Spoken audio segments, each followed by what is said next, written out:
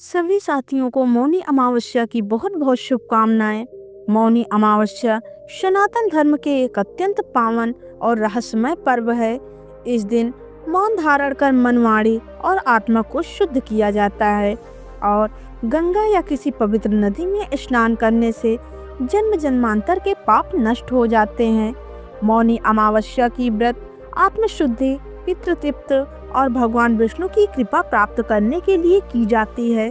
शास्त्रों में कहा गया है, मौनी अमावस के दिन दान करने से 100 गुना फल देता है। प्रिय साथियों, कथा को अंत तक अवश्य सुने। यह कथा है एक ऐसे गांव की जहां गंगा मैया अपनी निर्मल धाराओं से जीवन सींचती थी और जहां हर घर में विश्वास की एक अखंड ज्योति जलती थी। इसी गांव की धूल भरी पखंडियों पर एक झोपड़ी में एक विधवा माँ अपने 6 वर्षीय नन्हे बालक के साथ रहती थी। उसका नाम था यशोदा और उसके कलेजे का टुकड़ा था उसका लाडला कन्हैया। वो सुबह जब सूरज ने अपनी पहली किरणें धरती पर बिखेरी तो यशोदा का हृदय पहले ही अंधकार के गहरे सागर में डूबा हुआ था। कन्हैया, उसका नन्हा कोमल शरीर ज्वर की अग्नि में दहक रहा था। पिछले कई दिनों से वह बुखार उसे छोड़ नहीं रहा था। उसकी आंखें जो कभी शरारत से भरी रहती थी, अब शून्य में ताकती थी। उसकी सांसें इतनी धीमी थी मानो हर पल जीवन उससे दूर भाग रहा हो। कन्हाई, मेरे बच्चे यशोदा के होठों में बस यही एक नाम निकल पाता था जो अब एक दर्दनाक चीख में बदल चुका था। यशोदा, जिसकी दुनिया बस उसका कन्हाई था, आज से ऐसे देख हृदय चीर चीर हो रहा था। उसके पति को गए 3 साल हो चुके थे। उस दिन से केवल आज तक उसने हर दुख, हर कष्ट अकेले ही झेला था। उसने खेतों में काम किया, पड़ोसियों के घर बर्तन मांजे, सूत काता, बस इसीलिए कि उसके कन्हाई को 2 वक्त की रोटी मिल सके, उसे कोई कमी न महसूस हो। पर आज भूख प्यास से कहीं भरा दानव बीमारी उसके बच्चे को निगल रहा था। हाय राम, यह कैसा अभिशाप है भगवान। उसकी आंखों में अश्रुधारा बह निकली। वे सूखे मुरझाए गालों पर बेखौफ लुढ़क रहे थे। उसने गांव के वैद्य को दिखाया, जड़ी बूटियां पीसी, देवी देवताओं को मनौती मानी, पर कुछ भी तो असर नहीं कर रहा था। कन्हाई का शरीर दिन ब दिन सूखता जा रहा था। उसकी हंसी, उसकी किलकारियां, उसकी प्यारी शरारतें सब जैसे किसी भयानक स्वप्न में खो गई थी। यशोदा उसे अपनी गोद में उठाती, उसके माथे पर जल पट्टी रखती, उसके ठंडे हाथों को सहलाती और हर बार यही सोचती, क्या मैंने कोई पाप किया है? क्या मेरे भाग में बस यही दुख लिखा है? उसकी सांसें भी कन्हाई की सांसों के साथ अटकी हुई थी। अगर उसकी सांसें टूटती तो यशोदा भी इस धरती पर उस माँ के लिए कन्हाई ही उसका स्वर्ग था, उसका मोक्ष था। गांव के लोग दयालु थे, उन्होंने जितना बन पड़ा मदद की। कोई थोड़ा चावल दे देता, कोई दूध, पर बीमारी ऐसी थी कि किसी की समझ में नहीं आ रहा था। यशोदा बहन, अब तो बस भगवान ही सहारा है। एक बूढ़ी पड़ोसन ने कहा था, तू गंगा मैया की शरण में जा, वे सबकी सुनती हैं। और उस दिन जब कन्हाई की सांसें और भी धीमी पड़ गई, उसकी आंखों में एक अजीब सी चमक आ गई, एक चमक जो किसी निर्णय की थी। नहीं, मेरा कन्हाई मुझसे नहीं छीना जा सकता। उसके मन ही मन में संकल्प किया। उसकी अंतरात्मा ने पुकारा, गंगा मैया मेरी लाज रखना, मेरे कन्हाई मुझे लौटा दो। उसने तय किया, वह गंगा मैया के तट पर जाएंगी, वहां पवित्र स्नान करेंगी और तब तक मौन व्रत धारण करेंगी जब तक उनका कन्हाई स्वस्थ न हो जाए। यह ऐसा संकल्प था जिसने उसकी आत्मा की अंतिम ऊर्जा झोंक दी थी। पर यह आसान न था। कन्हाई को अकेले कौन संभालेगा? वो तो हर पल माँ को पुकारता है। बुआ जी, उसने अपनी पड़ोसन रामा बुआ के सामने हाथ जोड़े, आप मेरे कन्हाई का ध्यान रखेंगी। मैं गंगा मैया के पास जा रही हूँ उसे बचाने के लिए। रामा बुआ की आंखों में भी आंसू आ गए। अरे पर तू चिंता ना कर, मैं हूँ ना, तू जा, तेरा कन्हाई ठीक होकर लौटेगा। माँ का हृदय जानता था यह कितना कठिन होगा। हर सुबह कन्हाई की बुखार में तड़पना छोड़कर जाना और शाम को भी चुपचाप लौट आना बिना उससे बात किए, यह तपस्या से भी बढ़कर था। पर वह तैयार थी। एक माँ के प्रेम के आगे भला कौन सी तपस्या बड़ी हो सकती है। उसी समय देवर्षि नारद, जो तीनों लोकों में अपनी बीड़ा महती बजाते हुए विचरण करते हैं, पृथ्वी लोक का भ्रमण कर रहे थे। उनका स्वभाव ही था कि वे जहाँ जाते वहीं के दुख सुख में स्वयं को लीन कर लेते थे। वे ज्ञान के सागर थे, पर करुणा से उनका हृदय सदैव भरा रहता था। वे आकाश मार्ग से होते हुए उसी गांव के ऊपर से गुजर रहे थे। सहसा उनकी दृष्टि नीचे पृथ्वी पर पड़ी। उन्होंने देखा एक स्त्री छीड़काया वस्त्र मैले, पर उसके चेहरे पर एक अलौकिक दृढ़ता थी। वे प्रतिदिन भोर में उठकर गंगा की ओर जाती थी। उसका मुख शांत था, ओठ सले हुए थे, पर उसकी आंखों में एक गहरा भाव उमड़ रहा था। गंगा में डुबकी लगाती और फिर तट पर बैठकर घंटों तक मौन साधना करती रहती। उसके नेत्रों में अश्रु अविरल बहते रहते, मानो उसके सारे दुख, सारी प्रार्थनाएं उन आंसुओं में घुलकर बह रही हों। नारद जी ने अपने दिव्य ज्ञान से सब जान लिया। उन्हें पता चला कि यह यशोदा है, जिनका लाडला बालक कन्हाई मृत्यु से जूझ रहा है। उन्होंने देखा कि यशोदा मौन व्रत में रहते हुए भी हर पल अपने बच्चे के लिए प्रार्थना कर रही थी। उसकी मौन साधना, उसकी अश्रुधारा, यह सब नारद जी के हृदय को छू गए। अद्भुत! नारद जी ने कहा, इस धरती पर प्रेम का इससे पवित्र रूप और क्या हो सकता है। एक माँ का निस्वार्थ प्रेम, उसकी अखंड श्रद्धा। देवर्षि नारद का हृदय विचलित हो उठा। ऐसी भक्ति, ऐसी तपस्या, वो भी अपने बच्चे के जीवन के लिए। उनकी बीड़ा का मधुर स्वर भी इस समय फीका पड़ गया था। वे सोचने लगे, क्या प्रभु स्वयं इस अनमोल भक्ति को नहीं देख रहे होंगे? क्या वे इस माँ की परीक्षा नहीं लेंगे? तत्काल नारद जी ने बैकुंठ की ओर प्रस्थान किया। वहाँ क्षीर सागर में शेषनाग पर विराजमान चतुर्भुज भगवान विष्णु अपने कमल नेत्रों को अधखुला किए विश्राम मुद्रा में थे। पास में ही लक्ष्मी जी उनके चरण दबा रही थी। नारायण नारायण! नारद जी ने मधुर स्वर में प्रवेश किया। भगवान विष्णु ने मंद मंद मुस्कुराते हुए बोले, आइए देवर्षि, कहिए आज किस लोक की चिंता आपको यहाँ खींच लाई है। प्रभु नारद जी का गला भर आया। आज मैं आपसे एक ऐसी कथा कहने आया हूँ जिसे सुनकर स्वयं आपका हृदय भी द्रवित हो उठेगा। पृथ्वी पर गंगा के किनारे एक माँ है, यशोदा नाम है। उसका 6 वर्षीय बालक कन्हाई मृत्यु के द्वार पर खड़ा है। वैद्य जवाब दे चुके हैं, सारे उपाय विफल हो चुके हैं। नारद जी ने यशोदा की पूरी कथा सुनाई। उनका वैधव्य, उनकी गरीबी, उसके बच्चे के प्रति उनका असीम प्रेम और अब उनका मौन व्रत, उसकी अखंड तपस्या। प्रभु, वो माँ अपने बच्चे के जीवन के लिए प्रतिदिन गंगा में स्नान कर मौन धारण किए बैठी रहती है। उसके कंठ कुछ नहीं कहते, पर उसकी आंखें, उसके आंसू, उसके हृदय के हर पुकार मुझ तक पहुंचा रही है। वो कितनी विवश है, कितनी निसहाय है। उसकी मौन प्रार्थना में ऐसी शक्ति है कि वह पत्थरों को भी पिघला दे। पर उसका बालक, उसका कन्हाई दिन ब दिन छीड़ होता जा रहा है। नारद जी भावुक हो गए। प्रभु, क्या आप उसकी परीक्षा नहीं लेंगे? क्या आप उसकी भक्ति की पराकाष्ठा नहीं देखेंगे? मेरा हृदय कहता है कि ऐसी भक्ति की परीक्षा अवश्य होनी चाहिए, ताकि यह संसार देख सके कि एक माँ का मौन प्रेम कितना शक्तिशाली होता है। भगवान विष्णु ने गंभीरता से नारद जी की बात सुनी। वे तो सब जानते थे। यशोदा की हर सांस, उनके हर आंसू का उन्हें ज्ञान था। देवर्षि भगवान ने कहा, यह सत्य है कि एक माँ के प्रेम से बढ़कर इस सृष्टि में कोई तपस्या नहीं, और मौन की प्रार्थना तो सबसे पवित्र है, क्योंकि उसमें वाणी का आडंबन नहीं होता, केवल आत्मा का शुद्ध उद्गार होता है। अवश्य मैं उसकी परीक्षा लूंगा और इस परीक्षा के साक्षी आप स्वयं बनेंगे। भगवान ने नारद जी को आशीर्वाद दिया और अपने मन में पृथ्वी लोक जाने का संकल्प किया। इधर पृथ्वी पर यशोदा अपनी मौन साधना में लीन थी। सुबह होते ही वह अपने कलेजी पर पत्थर रखकर कन्हाई को रामा बुआ के पास छोड़ जाती। कन्हाई की निर्बल आंखें माँ को जाते देखती और यशोदा अपने आंचल से आंसू पोंछती, पर ओंठें नहीं खोलती। गंगा तट पर पहुंचकर वह शीतल जल में डुबकी लगाती और फिर उसी गीले वस्त्रों में एक शिला पर आंखें मूंदकर बैठ जाती।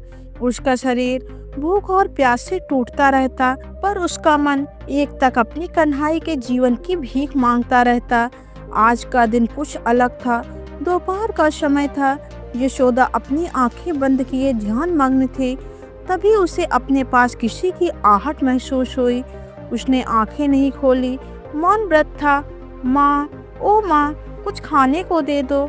एक करुण स्वर उसके कानों में पड़ा। वो स्वर इतना दीनहीन था कि यशोदा का हृदय अंदर तक हिल गया। भूखा हूँ माँ, कई दिनों से अन्न का एक दाना भी पेट में नहीं आया। मेरा पेट दुख रहा है। हाय रे भूख। यशोदा ने आंखें खोली। उसके सामने एक बूढ़ा भिखारी खड़ा था। उसके वस्त्र फटे पुराने थे, शरीर दुबला पतला और आंखों में गहरी भूख की पीड़ा थी। उसकी आवाज में ऐसी याचना थी कि पत्थर भी पिघल जाए। यशोदा का हृदय तड़प उठा। वह स्वयं एक माँ थी और एक भूखे व्यक्ति को देख उसका मन विचलित हो गया। उसके पास थोड़ी सूखी रोटियां थी जो वो अपने लिए लाई थी। वह भूख के कारण खा नहीं पाई थी। तो मन कह रहा था कि दे दो, इसे दे दो, यह बेचारा भूखा है। पर तभी उसने मौन व्रत का स्मरण हो आया। उसका संकल्प अपने बेटे के जीवन के लिए यह मौन धारण किया था। अगर वह आज एक शब्द भी बोलती तो उसका व्रत टूट जाता, उसका सारा तप व्यर्थ हो जाता। भिखारी फिर बोला, माँ, क्या पत्थर की बनी हो? इतनी देर से पुकार रहा हूँ, एक रोटी ही दे दो, पेट में आग लगी है। यशोदा की आंखों से आंसू बह निकले। यह आंसू उसके मौन हृदय को चीख थे। वह उसे रोटी देना चाहती, पर उसका हंठ चले हुए था। वो हाथ उठाकर मना भी नहीं कर सकती थी, क्योंकि उसने भी मौन भंग हो सकता था। वो बस आंखों में आंसू लिए उस भिखारी को देखती रही। भिखारी ने देखा कि स्त्री के ओंठ नहीं खुल रहे हैं, पर उसकी आंखों में लगातार आंसू बह रहे थे। क्या हुआ माँ, क्यों रो रही हो? क्या इतनी भीख भी नहीं दे सकती या कोई बोल नहीं सकती? भिखारी ने थोड़ा क्रोध से कहा, अरे बोलती क्यों नहीं? मुझे भूखा देखकर तुम्हें दया नहीं आती? तुम्हारा व्रत, तुम्हारी तपस्या किस काम के, जब एक भूखे को भोजन न दे सको? यह शब्द तीर की तरह यशोदा के हृदय में चुभे। मेरा व्रत, मेरा मौन कन्हई। उसके मन में एक भयानक द्रव्य चल रहा था। उसका मात्र हृदय चीर रहा था। उठ, इस भूखे को कुछ दे। पर उसका संकल्प उसे रोके हुए रखा था। नहीं, मेरा कन्हई, उसके लिए यह अग्नि परीक्षा है। उसके होंठ कपकपाते रहे, पर एक भी शब्द बाहर नहीं आया। उसके आंसुओं की धारा और तेज हो गई, मानो वे अश्रु ही उसकी मौन भाषा थे। उसकी करुणा भी अभिव्यक्त थी।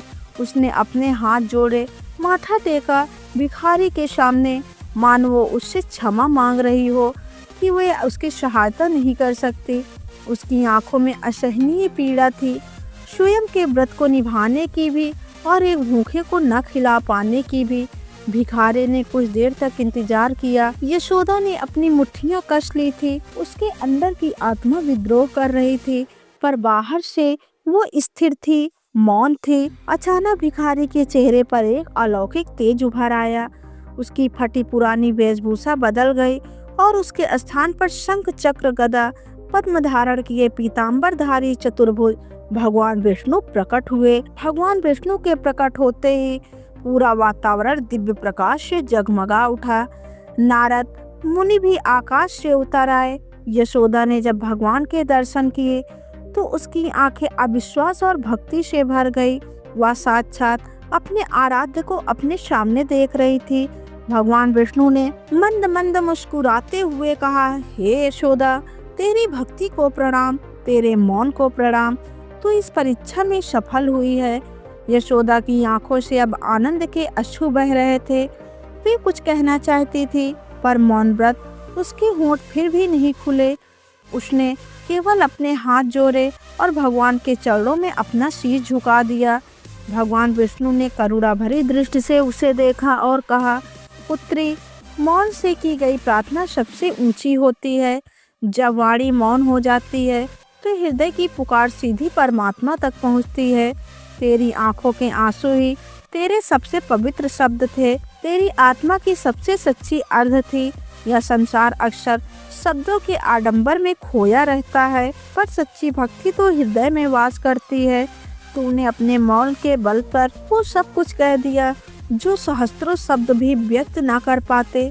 तेरी मौन तपस्या, तेरा निस्वार्थ प्रेम, तेरी अखंड श्रद्धा, इन सब ने मुझे यहाँ खींच लाया है। भगवान ने अपना दाहिना हाथ यशोदा के सिर पर रखा और कहा, जो पुत्री, तुम्हारा पुत्र कन्हई अब पूर्णतः स्वस्थ हो चुका है। मेरा आशीर्वाद सदैव तुम्हारे और तुम्हारे बालक के साथ रहेगा। जैसे ही भगवान विष्णु ने यह शब्द कहे, यशोदा के हृदय में एक अलौकिक शांति छा गई। उसकी आत्मा को लगा जैसे उससे सब कुछ मिल गया हो। वो कुछ कह पाती इससे पहले ही भगवान विष्णु और नारद मुनि अंतर ध्यान हो गए। यशोदा तुरंत खड़ी हुई। उसका मौन व्रत समाप्त हो चुका था। वे भागी भागी रामा बुआ के घर की ओर चली। उसके कदम आज हल्की हवा में उड़ते बादलों से भी तेज थे। उसके हृदय में एक नई आशा, एक नया जीवन धड़क रहा था। जैसे ही वह घर पहुंची, उसने जो देखा उसे देखकर उसकी आंखें खुली रह गई और खुशी से उसका गला रंध गया। कन्हई, उसका नन्हा कन्हई जो कल तक मृत्यु से जूझ रहा था, आज आंगन में खेल रहा था। उसके गालों पर गुलाबी चमक थी। उसकी आंखों में वही पुरानी शरारत लौट आई थी। वह अपने छोटे से खिलौने से खेलता हुआ माँ को देखकर हंसा और बोला, माँ, तुम आ गई, मुझे भूख लगी है माँ। यशोदा दौड़कर अपने बेटे से लिपट गई। उसने उसे इतना कसकर अपनी छाती से लगाया मानो वो उसे फिर कभी खुद से दूर नहीं जाने देगी। उसके होठों में बस एक शब्द निकला, कन्हई, मेरे बच्चे। और उसके बाद वो फपक फपक कर रो पड़ी। यह आंसू दुख के नहीं थे, यह अछूतो अनंत आनंद, तग्यता और प्रेम के थे। गांव में यह समाचार बिजली की तरह फैल गया। हर कोई हैरान था। कन्हई का स्वस्थ होना और यशोदा की मौन तपस्या की कथा, सबने इसे ईश्वर का चमत्कार माना।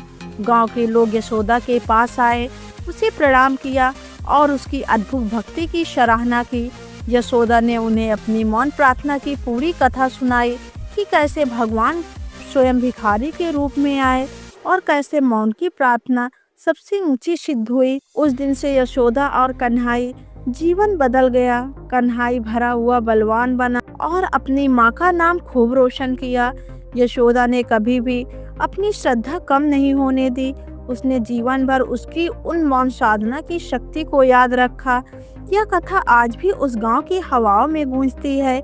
यह हमें सिखाती है कि सच्ची भक्ति दिखावे की नहीं बल्कि हृदय की गहराई से उठती है। यह बताती है कि एक माँ का प्रेम, उसका त्याग, उसका संकल्प इस सृष्टि में सबसे बड़ी शक्ति है। और यह भी कि कभी कभी जब अपनी वाणी शांत हो जाती है तभी हम ईश्वर की वाणी को सुन पाते हैं और हमारी मौन प्रार्थनाएं भी सबसे ऊंची होकर सीधे वैकुंठ तक पहुंचती हैं, क्योंकि प्रभु को वाणी नहीं भावना चाहिए, शब्द नहीं श्रद्धा चाहिए। और यही सनातन सत्य है।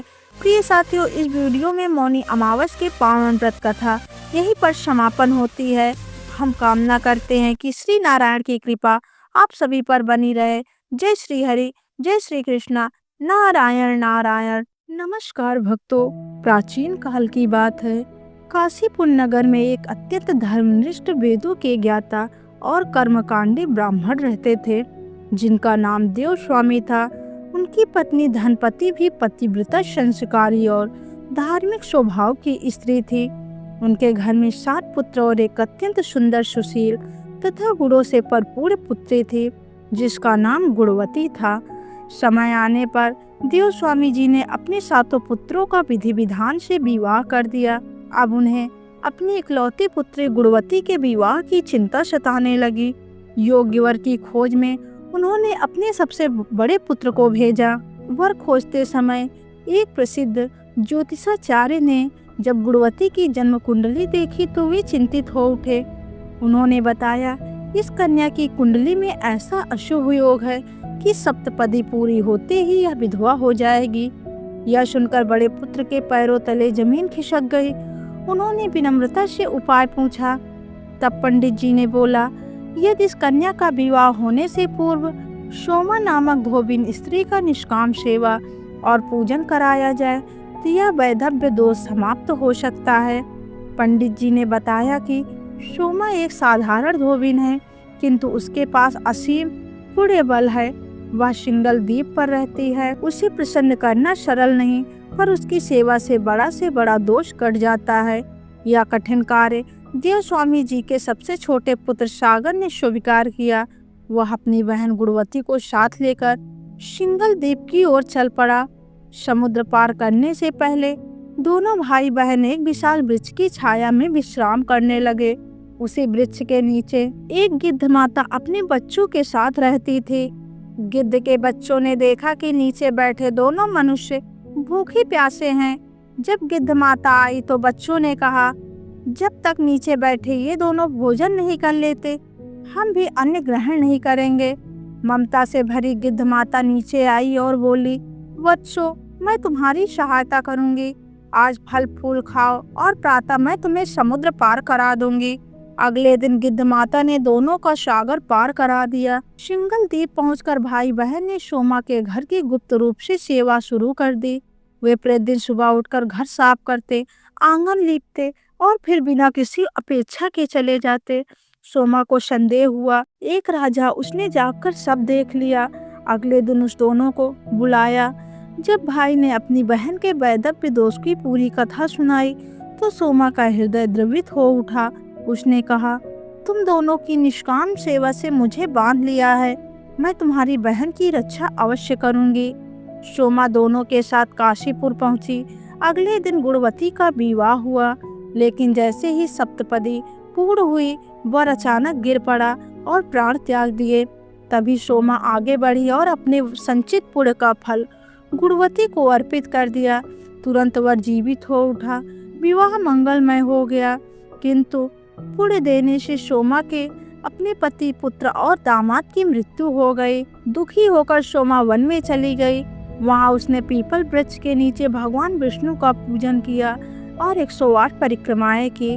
उसकी भक्ति से प्रसन्न होकर भगवान विष्णु ने उसके परिवार को पुनः जीवन प्रदान कर दिया। सोमा के मार्गदर्शन और उसके संकल्पित पुण्य बल के कारण गुणवती उसके भाई बहन की यात्रा सफल रही।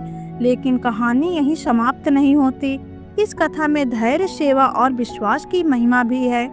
सागर पार करना कोई साधारण काम नहीं था।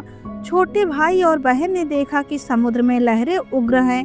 हर लहर जैसे उसके साहस और श्रद्धा की परीक्षा ले रही थी, लेकिन दोनों ने मौन रहकर और एक दूसरे का हाथ थामकर विपरीत परिस्थितियों का सामना किया।